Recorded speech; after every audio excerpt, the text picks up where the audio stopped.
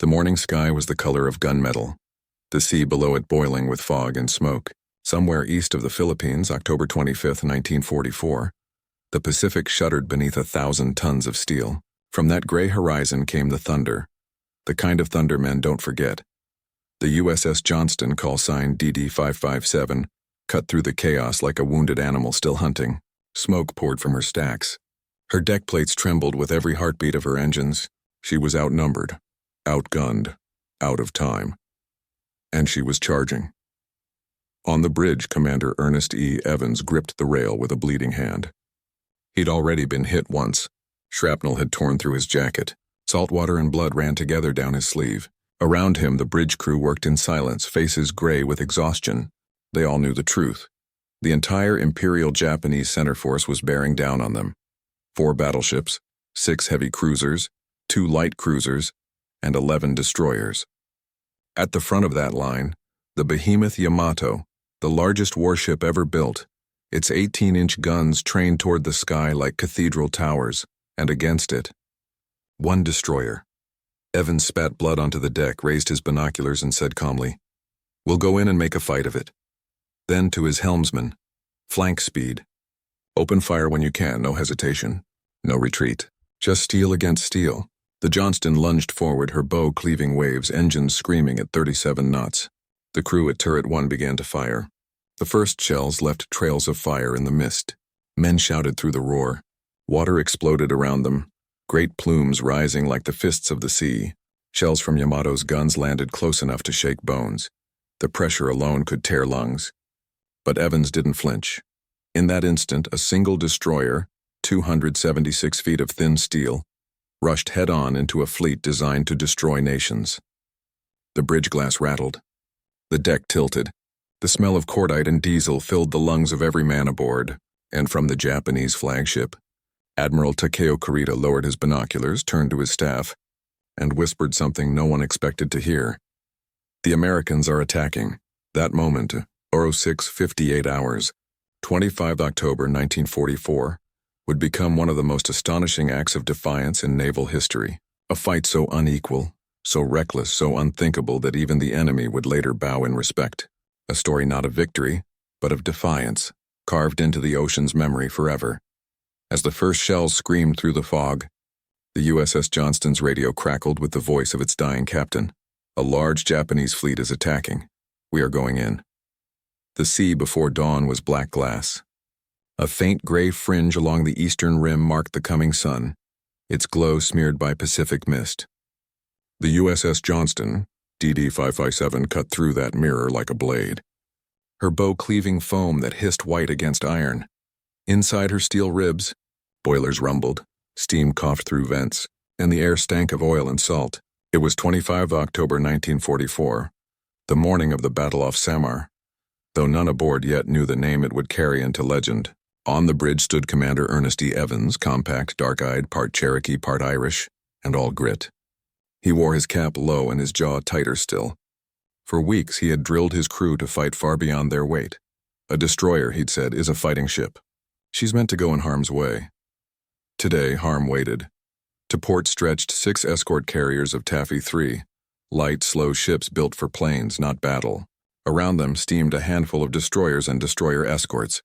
Tin cans, sailors called them, because a single heavy shell could fold them like paper. Yet this fragile screen was all that protected General MacArthur's landing at Leyte Gulf, where the U.S. was clawing back the Philippines. Unknown to them, Admiral Takeo Kurita's center force, 4 battleships, 8 cruisers, 11 destroyers, had slipped through the San Bernardino Strait overnight. Its flagship was the monstrous Yamato, the largest battleship ever built, each main gun throwing shells the weight of cars. Johnston's radar would be the first to see them. At 6:45, the green blip appeared. "Multiple contacts bearing 235, the operator called. Evans leaned over the scope. "That's no picket line," he said. "That's the whole damn fleet." Moments later, the horizon bloomed with fire. Orange flashes stabbing through mist, each a muzzle blast from guns miles away. Giant shells arced overhead, invisible until they struck water in pillars of steam. One splash landed so close that spray showered Johnston's bridge.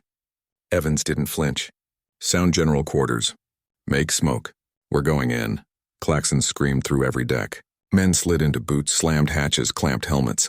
The destroyer heeled over as her turbines roared to flank speed. Smoke generators belched thick gray fog that rolled astern, cloaking the vulnerable carriers. Evans' plan was madness. Charge the Japanese line head-on. Fire torpedoes at point blank, buy time for the carriers to flee east. But madness was all they had. Johnston leapt forward at 35 knots, her deck vibrating like a live wire. Her 5-inch guns began to bark, rhythmic, deafening, the recoil shuddering through bulkheads. Downrange, her gunners picked out the heavy cruiser Kumano, range 10,000 yards, first salvo, short, second and over, third, direct hit, flame burst along Kumano's superstructure. Men on Johnston's bridge cheered. Evans only growled, "Keep firing." Return fire came like wrath. Shells screamed past. One punched through the afterdeck. Another detonated near the bridge, blowing out instruments and killing the helmsman. The captain grabbed the wheel himself, steering through shrapnel as fragments sliced the air. The destroyer's skin rang like a drum, yet she pressed closer, closing to within torpedo range. "Stand by tubes 1 through 5, Evans ordered. The torpedo officer, soaked in sweat, gave a nod. "Ready, Captain." "Fire!" 5 streaks of compressed air shot from Johnston's side, leaving white wakes racing toward the enemy. Seconds stretched, then a geyser erupted beneath Kumano's bow. 1 torpedo hit. The cruiser veered away, flooding forward compartments, fire trailing across her deck. Evans punched the chart table with his fist. That'll teach the bastards. But now every gun in Kurita's formation turned on the single destroyer darting through smoke. Battleship shells bigger than cars plunged around her. One slammed through her hull below the waterline. Another ripped off the forward gun mount entirely. Steam burst from broken pipes, filling passageways with scalding fog. The radar mast toppled. Communications died. Evans relocated command to the aft steering position, shouting orders through messengers. "We can still shoot," he yelled. "Keep those 5 inchers hot." In the forward engine room, water rose to men's waists. Chief Machinist's mate Delbert Dills patched ruptured lines with strips of canvas in prayer. Electricians rerouted power by flashlight. On deck, gunner's mate First Class Ernest Johnson loaded shells barehanded until his palms bled. Each blast of the 5-inch gun scorched the paint from its shield. Johnston weaved through the maelstrom, laying new smoke to screen Gambier Bay, the escort carrier under direct attack. Her tiny Wildcats and Avengers clawed skyward, diving with machine guns that pinged uselessly against cruiser armor, but harassed the Japanese gunners enough to disrupt aim.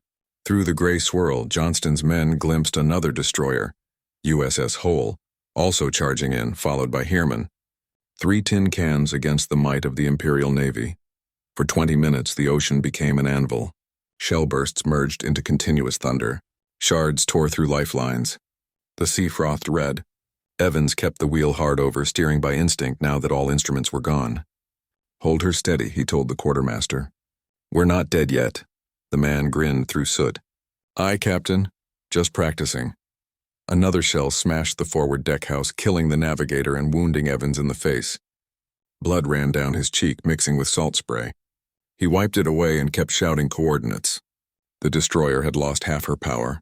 One engine coughed black smoke, but the remaining guns still fired, slamming high-explosive shells into Chokai and Haguro, scoring hits that confused Japanese spotters. From Yamato's bridge, officers stared in disbelief, a lone destroyer charging directly into their main battery. At Oro 740, the order came from Taffy 3's flagship. "All ships, lay smoke and make best speed east." Evans ignored it. "We're already engaged," he said. "We'll draw their fire." He steered Johnston broadside to the enemy and loosed her last torpedoes. They missed, but the gesture itself shook Japanese morale. Admiral Kurita later admitted he believed he faced a much larger force of cruisers. By Aero 820, Johnston was a wreck, superstructure riddled, decks ablaze, steering jammed. Yet she still covered the carrier's retreat. Shells from Yamato fell shorter now, blinded by smoke and rain. Inside the radio shack, men sent the final message, "We're going in. Give 'em hell." When power failed entirely, they switched to handheld transmitters, their voices fading into static. The end came slow. A cruiser's salvo struck amidships, ripping open fuel tanks. Fire leapt 30 feet high. Evans ordered abandon ship, but refused to leave his post. Survivors later recalled seeing him on the fantail, half his clothes burned away, still shouting orders as the deck tilted steeply. At 10:10 a.m., the destroyer rolled onto her side and slipped beneath the surface, the stars and stripes still fluttering from her mast. For minutes afterward, explosions bubbled up through the sea, boilers imploding, ammunition cooking off underwater. Men floated among oil slicks clinging to planks. From afar, even Japanese sailors paused at the sight. On one destroyer, Yukikaze, an officer ordered the searchlight briefly trained over the waves in salute. The war raged on, but respect crossed lines that morning. When the survivors of Taffy 3 regrouped, they found that against impossible odds, their ragged defense had turned the Japanese fleet back. Yamato and her sisters, believing they faced a major U.S. task force, withdrew north. The landing at Leyte was saved.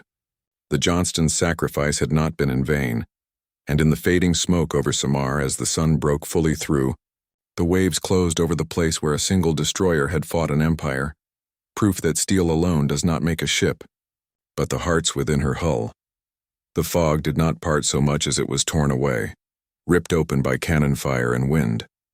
Through that pale curtain, the destroyer USS Johnston, DD 557, emerged like a wounded predator, engines screaming at flank speed. The men aboard could hear the heavy guns of the Japanese fleet echo across the sea, low, rolling, unending. It was not one battle, but the sound of an empire moving. The ocean around them turned to chaos. Kaisers of saltwater rose like living walls, each one marking where an 18-inch shell from Yamato or Nagato struck. The air burned with cordite. Fragments of steel hissed into the sea like meteors. The Johnston's crew, eyes stinging from smoke, clung to their stations. They had no illusions, only a mission: protect the carriers or die trying. At 06:59, Commander Ernest Evans shouted across the bridge, "Hard left. Bring us around. We'll attack the lead cruiser." The helmsman obeyed. The deck tilted sharply, water sweeping across the bow. The destroyer carved through its own smokescreen, out into open visibility. The men on deck could now see the enemy. Massive silhouettes cutting through the mist, the Kumano Suzuya, and Yamato looming in the distance like moving fortresses. Evans leaned over the chart table, calculating by instinct. Their torpedoes, and 10 of them, were the only chance to wound ships this size. He turned to Lieutenant Robert Hagen, his gunnery officer, and said, "We're going to hit them in the face." The torpedo crews ran to stations, pulling the covers from launchers, checking firing circuits. The decks were slick with seawater and blood from a wounded signalman, but nobody slowed down. Evans' voice roared through the loudspeakers. "All engines ahead, flank. Commence firing." The 5-inch guns barked to life, the rhythm almost human. Boom, boom, boom, the shells streaking into haze, their arcs glowing briefly in the smoky dawn. Gunners shouted range data over the intercom, voices ragged from adrenaline. "Target. Bearing 085, range 18,000. Fire for effect." Every few seconds, a salvo from the Japanese cruisers answered, each shell a shriek that split the air and slammed into the ocean close enough to shatter glass and eardrums. The destroyer shuddered. Plates buckled. Men braced. Evans stood upright on the bridge, no helmet, his cap turned backward to keep it from flying off. When a shell tore a hole in the bridge bulkhead, showering sparks and twisted metal, he barely blinked. He wiped soot from his cheek, picked up the bridge phone, and said calmly, "Tell the engine room. Give me everything you've got." At 07:10, Johnston opened her torpedo doors. From the forward mounts, 10 long silver fish spat into the sea, each 21 inches wide, each capable of sinking a cruiser with one lucky hit. They streaked through the churning waves, white wakes cutting toward the Japanese line. Aboard the cruiser Kumano, lookouts screamed warnings. But before she could maneuver, one of Johnston's torpedoes struck her bow. The explosion split steel and flame into the morning sky. Kumano's bow erupted, collapsing inward like paper. Evans' men cheered, wild and hoarse. The destroyer's first attack had hit home, but the celebration was short. Every gun in the Japanese line turned toward the Johnston. Through binoculars, Admiral Kurita saw the destroyer racing through fire. And for the first time that morning, he hesitated. He had expected the Americans to run. Instead, this single ship was charging head-on into the entire center force. He turned to his staff and muttered, "That destroyer fights like a battleship." Shells found their mark. At 0720, a salvo from Yamato's secondary battery struck Johnston amidships. The impact was cataclysmic. Men were thrown against bulkheads. The bridge lights failed. A column of water burst over the deck, washing men off their feet. Down below, the main engine room filled with smoke and steam. 2 boilers were gone. The ship's speed dropped from 37 knots to barely 17. Evans clutched his left arm, blood dripping through his fingers. A fragment had torn deep into the flesh, but he ignored it. He shouted into the voice tube, "Damage control. Keep her alive!" Fire parties rushed through smoke, dragging hoses, hacking at twisted metal. Below decks, machinists stripped to undershirts, working in darkness to reroute pressure lines. They pumped seawater from ruptured compartments even as it poured in faster. Still, the destroyer held course. Still, her guns fired. The men in Mount 53, the aft 5-inch gun, kept shooting until their powder burned their palms. The barrels glowed orange. Each recoil knocked them off balance, but they fired again, screaming into the chaos. Overhead, aircraft from the escort carriers roared past. TBM Avengers and FM-2 Wildcats, dropping depth charges and strafing the massive Japanese cruisers. The sea was now a battlefield of overlapping madness. Destroyers charging, planes diving, shells raining, smoke everywhere. And through it all, the Johnston, half crippled, still moving, still shooting. At 0735, another shell struck. This one tore through the forward deck, killing the crew of Mount 52 instantly. Evans was thrown against the chart table. His cap flew off. He dragged himself up and shouted over the intercom, "Keep firing, damn it." The communications officer tried to report that the TBS radio was down. Evans looked at him and snapped, "Use your lungs then. Tell the others we're still in it." Smoke thickened. The air inside the bridge was hot enough to blister skin. Somewhere aft, the torpedo mount exploded, hurling men into the sea. The horizon vanished completely behind walls of fire, and yet amid that inferno, the Johnston kept moving. Every shell she fired found something. A cruiser's superstructure, a destroyer's bow, anything in range. The Japanese formation began to break, forced to scatter to avoid torpedoes they imagined were still coming. At 0750, the destroyer Heermann joined Johnston in her run, flanking to port, guns roaring. The 2 ships crossed paths in smoke, exchanging cheers over radio static.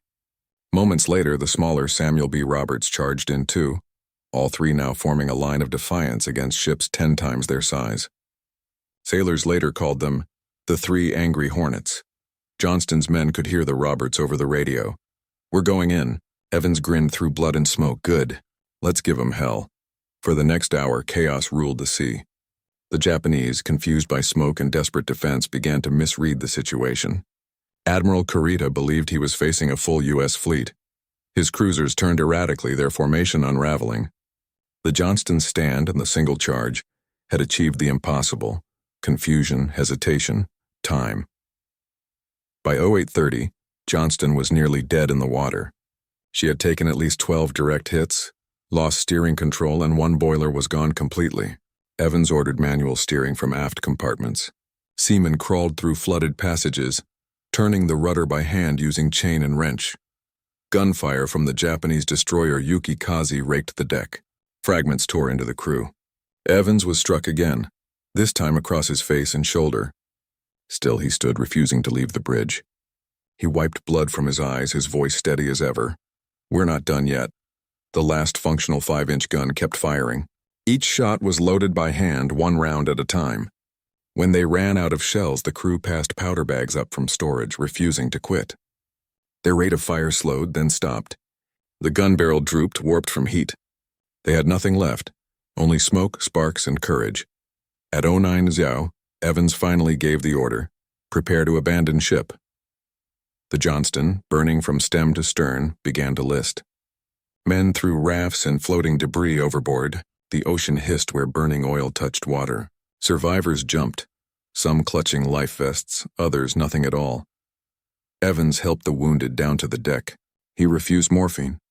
He refused to leave his post. His final words, shouted over the storm and gunfire, were, "All hands, abandon ship. God bless you all." He was last seen on the fantail, waist-deep in water, still shouting orders as the sea swallowed his ship. At 0957, the USS Johnston rolled to starboard, bow rising high, then slipped beneath the waves stern first. The sound was low, drawn out.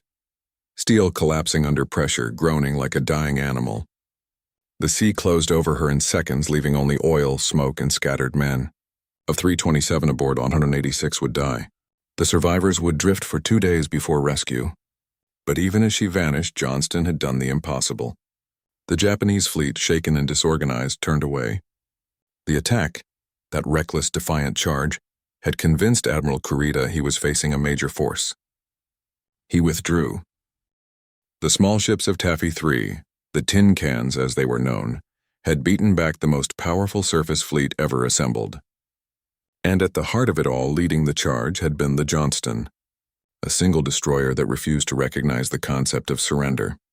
In later years, survivors would recall small details: the smell of hot metal, the way the deck vibrated before each impact, the sight of Evans' figure silhouetted in smoke. Many said they didn't remember fear, only fury. They had watched their captain stand against a god of war and refuse to bow.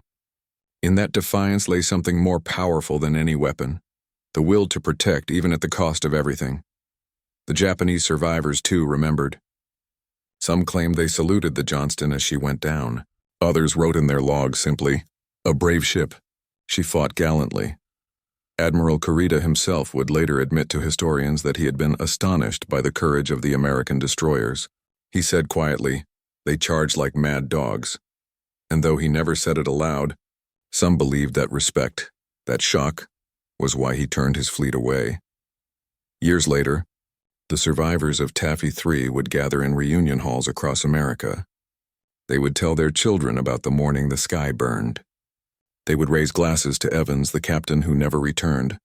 And when silence settled over the room, someone would always whisper the same line. He took the whole damned fleet with him. The ocean was no longer blue. It was black, a thick, heaving plain of oil, blood, and debris stretching as far as any eye could see. Where the USS Johnston had stood only minutes before, there was now only wreckage and silence. The sea hissed with steam and burning fuel, 1,000 small fires drifting like stars across a night that had fallen too early. The men who had survived the sinking clung to anything that floated: planks, rafts, fragments of torn lifeboats. They floated in clusters, dozens scattered across miles of ocean, their faces gray with exhaustion, their eyes stung by salt and smoke. Some were stripped to undershirts, others still wore life jackets half burned away. The screams had stopped. What replaced them was worse: the groan of men too tired to call for help. For many, it was their first time truly seeing the Pacific, not as a map or a mission, but as an endless graveyard. And above it, the sun rose slow and cruel, lighting the horizon where the Japanese fleet had vanished. Seaman Donald Squires found himself clinging to a piece of driftwood not much larger than a door. He had seen his captain one last time standing at the fantail, waving men overboard before disappearing in a rush of foam. Now, as he drifted, he heard voices faintly through the waves, others calling out in the distance, some alive, some delirious. He turned toward them, but the current pulled him away. "Johnston!" someone cried, voice raw. "Where's the Johnston?" But she was gone. Only the slick on the surface marked her passing, an iridescent sheen spreading wider and wider, as if the ship's spirit were still reaching for its men. As the hours passed, the survivors began to gather in small groups. They called out over the water, voices weak, names dissolving into wind. Some sang to keep awake, and old songs from home, from Oklahoma, from California, from towns that now seemed as far away as another planet. Others prayed quietly, their lips cracked and swollen. One man, Signalman Third Class Raymond Kitts, tore the sleeves from his shirt to wrap a friend's bleeding leg. He spoke softly, telling him the destroyer had gone down fighting, that they'd done their duty. The wounded man smiled once, then stopped breathing. Kitts let him drift, closing his eyes, whispering, "Rest easy, shipmate." Nearby, Ensign Robert Hagan, the gunnery officer, floated on a raft with 12 others. They had salvaged a few life rations, a small canteen, and an oar. He tried to keep them focused, speaking in short, firm sentences. "Stay together. Don't drink the water. If you see planes, wave anything you've got." But as the sun climbed higher, the heat became unbearable. The sea turned blinding white, the horizon shimmering like molten glass. Dehydration came fast. Men began to hallucinate. Some swore they saw the Johnston still steaming just beyond the horizon. Others whispered that Captain Evans was out there too, leading them wading through the surf. It became a shared vision, a figure walking across the waves, arm raised, guiding them home. By late afternoon, the ocean had gone eerily calm. No gunfire, no planes, only the sound of water lapping against metal. The battle had moved north, far beyond sight, but its echoes still lived here. The floating wreckage, the drifting men, the smell of fuel thick enough to taste. Sharks came first at dusk. Small gray fins at first, then larger shadows circling beneath. The men tried not to look down. They knew what followed blood in the water. When the first attack came, it was silent. A sudden thrash, a scream, then nothing but foam. Those nearby shouted and struck the water with planks, trying to drive it off. But the sea was full of movement now. All night long, men slapped the waves with belts and boards, kicking, praying, whispering to stay awake. "Keep your legs up," one man muttered over and over. "They smell it if you bleed." By midnight, the survivors were no longer men but shadows drifting beneath a sky of indifferent stars. Some began to recite scripture. Others talked about home, what they'd eat, who they'd see, what they'd tell their mothers. A few simply stared at the horizon, mouths open, eyes unfocused until sleep pulled them under. The sea took them quietly without splash or sound. At dawn, the second day, rain came. It fell hard and cold, slicing the oil film like glass. The men opened their mouths to the sky, catching drops on their tongues, filling helmets and canteens. It was the first fresh water they'd had in almost 20 hours. Some laughed weakly. Others wept. It was enough to keep them alive, barely. By mid-morning, they could see distant shapes, bits of wreckage, life rafts, an overturned boat from the escort carrier Gambier Bay. A few tried to paddle toward it, but the current kept them apart. The sea didn't want to let them find each other. On one raft, a sailor named Herman Phelps began scribbling in a soggy notebook he'd kept in his pocket. He wrote with a pencil stub, his handwriting barely legible, "If anyone finds this, tell my wife I didn't quit." None of us did. He tucked the page into his life vest, sealed it with tape, and whispered a prayer. That note would later be found floating in a debris field, recovered by a patrol plane days later, the final written record of the Johnston's men.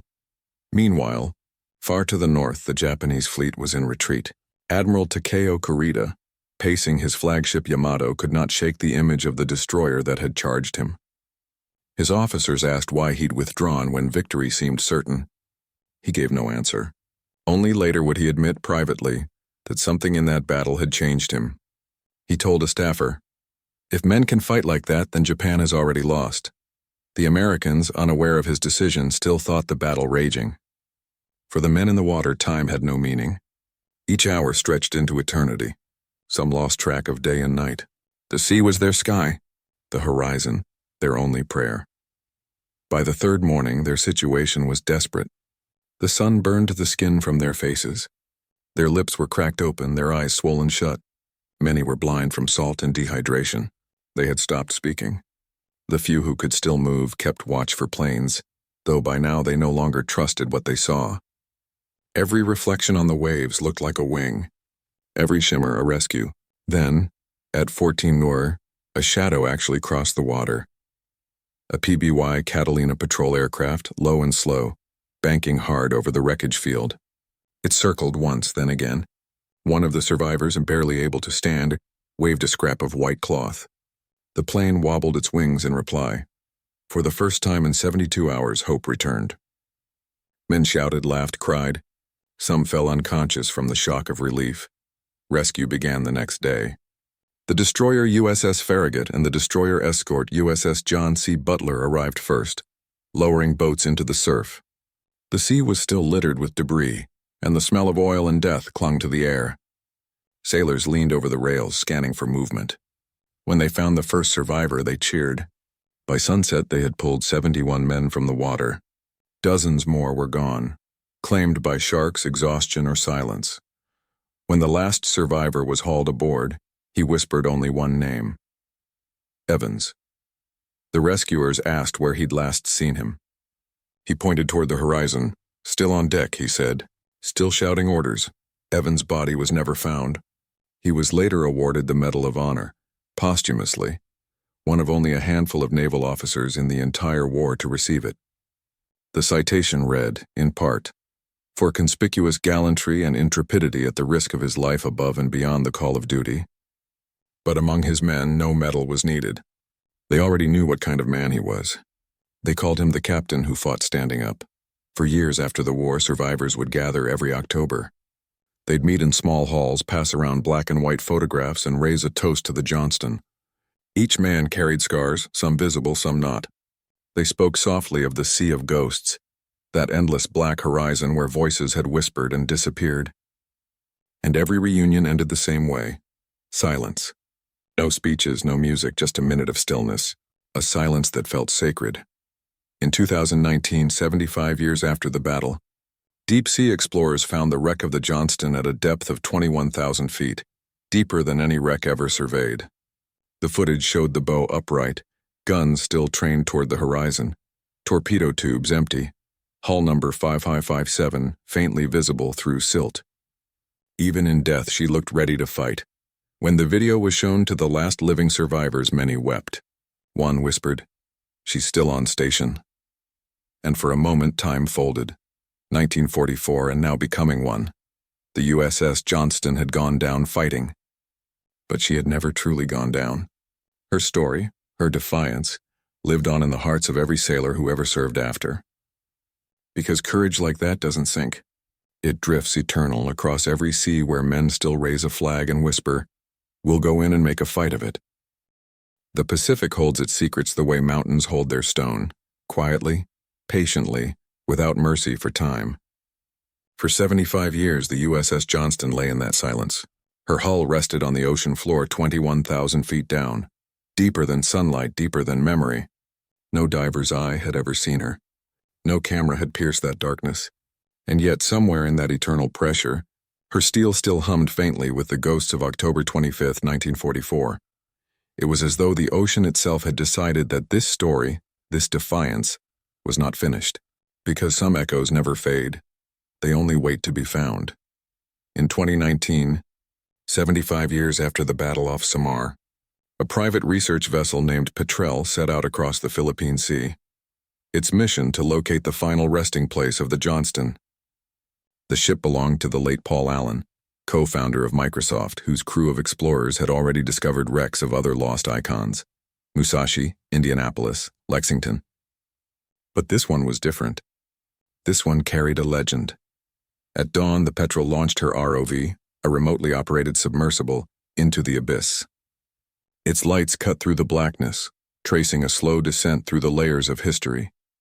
Pressure mounted. 6,000 meters down, even sound seemed to vanish. The only noise was the steady hum of motors, the electronic heartbeat of curiosity. Hours passed before the first shape appeared on the sonar. A shadow against darkness and a faint rectangular metallic. Then another, and then unmistakably, the curvature of a hull. When the cameras came online, the crew fell silent. Through the ghostly light, numbers emerged on steel. 557.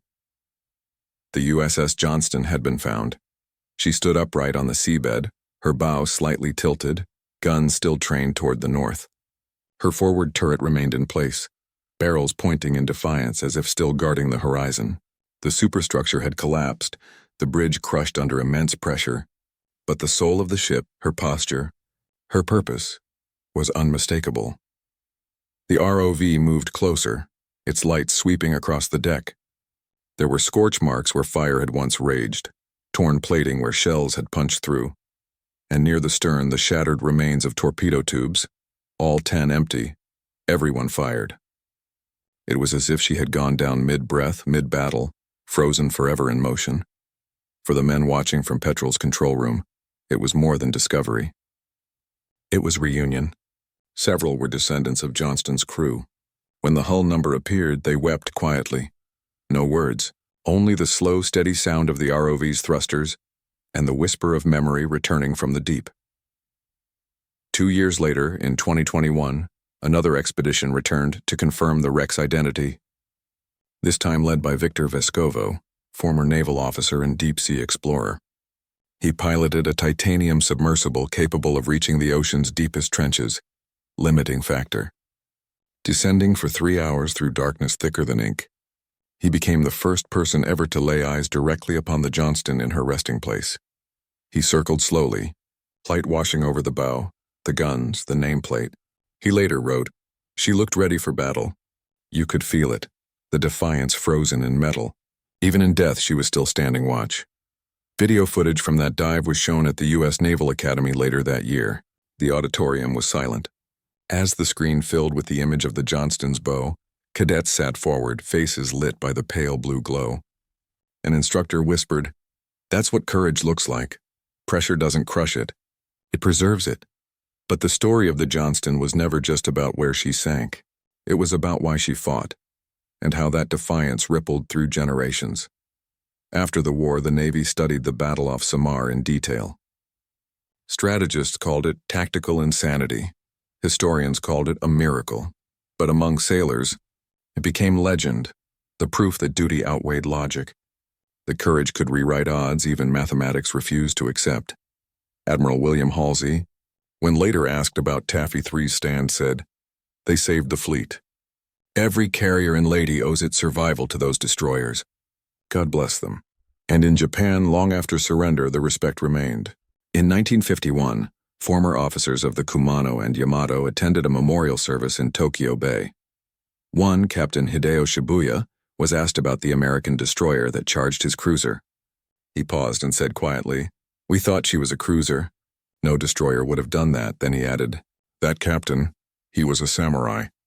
In the decades that followed, every U.S. Navy destroyer to bear the Johnston's lineage carried a small inscription in her wardroom, a brass plaque engraved with Evans' words, "We'll go in and make a fight of it." It became part of Navy culture, an unofficial oath passed down through generations of officers. Sailors called it Evans' commandment. During training, young officers would repeat it before live-fire exercises, not as a challenge but as a reminder. You fight for those beside you, not for the odds. In 1968, when the destroyer USS Johnston, DD-821, the second to bear the name, joined the fleet, her commissioning ceremony included veterans of the original Taffy 3. Old men in faded uniforms stood at attention, tears in their eyes as the band played Anchors Aweigh.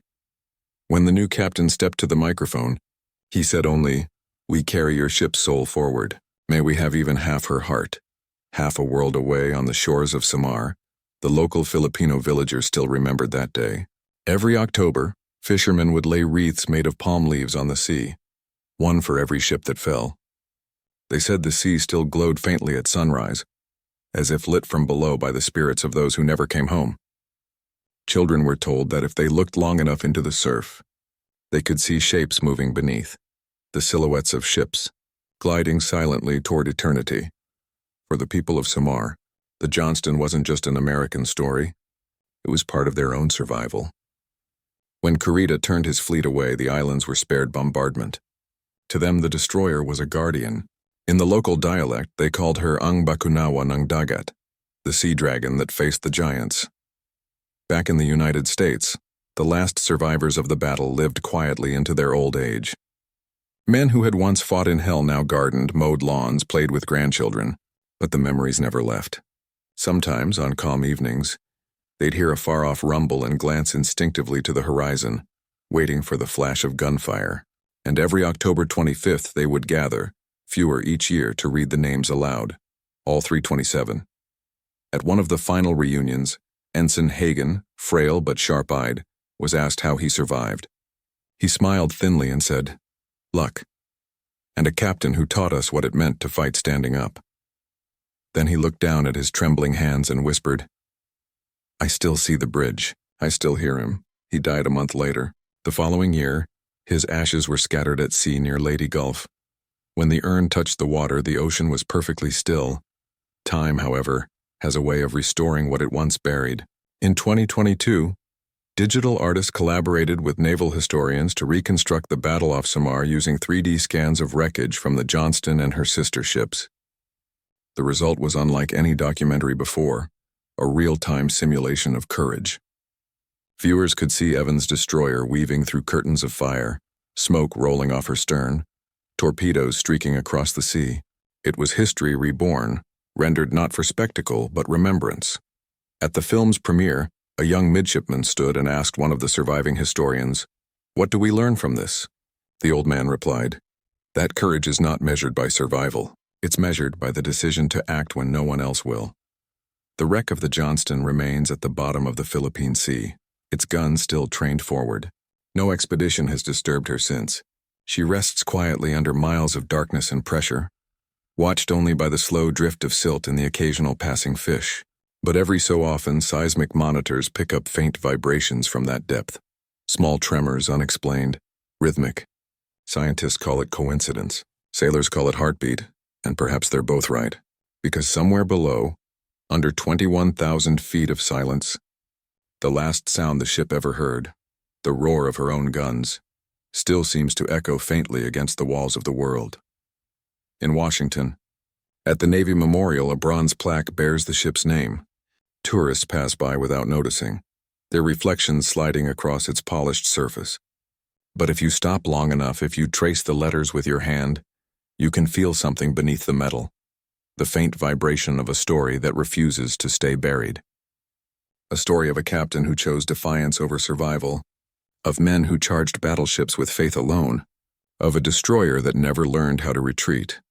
And as evening falls, when the last light glints off that plaque, it almost looks as though the letters USS Johnston are glowing, not from the sun, but from memory itself. The narrator's voice lowers, quieter, reverent. They said no ship that small could stand against such power. But the Johnston did not stand. She moved, she fought, she charged. And in doing so, she reminded the world that courage is not about the odds. It's about the choice to rise when everything else falls. The screen fades to black, leaving only the sound of waves. Then faintly the echo of a single naval whistle, the call to general quarters. The same sound that started it all, and far below in the deep where sunlight never reaches, a silhouette of steel still waits, bow pointed toward the enemy, ready, even now, to fight one more time. The ocean keeps what men forget. When the sun rises over the Philippine Sea, its light never reaches 21,000 feet down, where the USS Johnston sleeps. But on certain mornings when the sea lies calm and the wind drifts from the east, you can feel something in the air. A faint hum, like a memory stirring beneath the waves. It is the sound of the past refusing to stay silent. In the years that followed the discovery of the wreck, the world began to remember again. Naval cadets studied her charge as an example of leadership under impossible pressure. Psychologists examined it as the purest form of courage, the moment when reason yields to duty. Filmmakers, historians, and veterans' descendants all found themselves drawn back to the same question. What made them do it? No one could answer perfectly. But one thing became clear. Courage like that doesn't emerge in the moment of action. It's forged long before in the quiet choices that no one sees. For Commander Ernest E, that courage began long before Samar. Born in Pawnee, Oklahoma, of Cherokee heritage, he had grown up poor, stubborn, and unyielding. At Annapolis, he was known as a man who spoke little but carried his word like iron. When he took command of the Johnston in 1943, he told his crew, "This is going to be a fighting ship. I intend to go in harm's way, and anyone who doesn't want to go along had better get off right now." No one left. And when the time came, not one faltered. In modern Navy classrooms, his words are still spoken. Cadets study them not as legend but as doctrine. At the Surface Warfare Officers School in Newport, Rhode Island, instructors replay the Johnston's torpedo run frame by frame. Students watch the tiny silhouette of a destroyer charging an entire fleet and are asked one question. What would you have done? The room always falls silent, because deep down every sailor knows the answer isn't tactical, it's moral.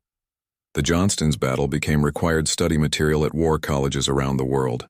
Even foreign navies cite it, not as an American victory, but as the ultimate example of audacity. In Tokyo, a retired Japanese admiral once said during a symposium, "We were trained never to retreat, and yet we turned away from a single destroyer. That is the measure of her spirit." The Johnston story had transcended nation, language, and time. It no longer belonged to America. It belonged to anyone who had ever faced impossible odds and refused to bow. Every October, the U.S. Navy holds a remembrance ceremony for Taffy 3, the small task unit that turned the tide at Samar. At dawn, destroyers at sea lower their flags to half-mast. On their decks, Sailors stand at attention as the boatswain's whistle echoes across the water. Then over the ship's loudspeakers a single recording plays. A large Japanese fleet is attacking. We are going in. It is Evans' voice, captured from a dispatch log. The tone is calm, almost casual. Not the voice of a man rushing toward death, but of one doing his duty. The broadcast lasts only 8 seconds, but in those 8 seconds every sailor aboard stands a little taller. At the National Museum of the U.S. Navy in Washington, D.C., a life-sized reconstruction of the Johnston's bridge now stands among the exhibits. Visitors step inside, greeted by a looping soundscape of battle, wind, gunfire, alarms, and the voice of a young officer shouting range orders. The glass windows are streaked with simulated smoke. The deck plates vibrate faintly beneath the feet, mimicking the pounding of the ship's engines. In the center, a single bronze plaque bears Evans' final order: flank speed. Open fire when you can. Children reach out to touch the words. Veterans simply stare, silent. Some whisper, "He never slowed." On the wall nearby, a short film plays the submersible footage from the wreck. The transition is seamless. One moment the bridge above the waves, the next the same bridge crushed and half buried in darkness. The message is unspoken but clear. Courage may die, but legacy does not sink. Across the Pacific at the Samar Memorial Shrine, locals maintain a marble wall inscribed with the names of every ship lost that day: Gambier Bay, Hole, Samuel B. Roberts, Johnston. Each name is etched deep enough to catch the morning light. Every October 25th, school children place flowers at its base and sing a hymn in both English and Tagalog. The sea remembers them, and so do we. When the wind blows off the Gulf, the sound of the waves against the rock seems to merge with their voices, a chorus of two nations bound by sacrifice. In 2023, the U.S. Navy officially named a new Arleigh Burke-class destroyer after Commander Ernest E. Evans, USS Evans, DDG-140. At the commissioning ceremony, his granddaughter stood before the crowd, wearing her grandfather's old Navy pin. She looked at the young crew standing in ranks before her, then at the bow gleaming in sunlight. Her speech was simple. He never came home, but today his spirit sails again. Take her into harm's way when you must, Aurora, and remember why. When the ship slid down the slipway into the water, a gust of wind rippled the American and Philippine flags side by side. Those who watched swore it felt like a soul returning to sea. The legacy of the Johnston also reshaped the philosophy of modern naval warfare. After decades of technological evolution, radar, missiles, satellites, the question remained: could such courage still exist in an age when ships fight from hundreds of miles apart? At the Naval Postgraduate School, officers debated that very point. One instructor answered it best: technology changes everything except courage. Because courage doesn't come from machines. It comes from men who believe in something bigger than themselves. In that sense, the Johnston was not a relic of the past. She was the blueprint of the future. A reminder that human resolve remains the strongest weapon ever forged. Today, the story of the Johnston is told not just in history books, but in film, art, and song. Composers have written symphonies inspired by her final battle, low brass evoking the thunder of naval guns, strings trembling like the hiss of steam. Artists paint her silhouette emerging from mist, tiny against the towering Japanese fleet. And in quiet corners of the internet, sailors' descendants still share stories, photographs, letters, and fragments of their father's courage. Some messages are simple: he was on her. He never came back. Thank you for remembering. Others are more personal. I found his name in a book. Now my son knows it too. History becomes immortality when it passes through generations like that, not as data, but as inheritance. In a school gym in Oklahoma, not far from where Evans was born, a teacher screens a short documentary of the battle. As the final frames play, the Johnston disappearing beneath the waves, the students sit in silence. The teacher asks, "What do you think this story means?" A boy in the back raises his hand. He says quietly, "It means you can do something impossible even if nobody knows your name." The teacher nods, eyes wet. That's the answer. That's the legacy. At sea, time moves differently. Ships rise and fall. Wars begin and end. But the water remembers everything. Every echo, every scream, every name whispered into the wind. The Johnston became part of that memory, When waves break against the Philippine coast, they carry her sound. When the Navy launches a new destroyer, she is there in its wake. When sailors stand on deck at dawn, watching the horizon glow with first light, they are seeing what Evans saw, the line between fear and duty. And maybe that's what courage truly is. Not the absence of fear, but the decision to sail into it anyway. In the final scene, the camera pans slowly downward, from the surface of the sea, brilliant and sunlit, to the endless dark below. Light fades, color drains, sound softens to a heartbeat. Then through the gloom, the bow of the Johnston appears, still upright, still proud, her guns aimed toward eternity. A school of fish drifts past like ghosts, silt falls like snow, and for one moment the faintest glint of metal catches the light, as if the ship herself were winking at the living. The narrator's voice returns, soft, resonant, final. No ship was ever lost that was built of such hearts. The sea took their bodies but not their story, because courage leaves a wake that never fades, and somewhere under the silence of the deep the Johnston still stands watch. Fade to black. The last sound, the steady rush of the tide, lingers then fades into the hum of eternity.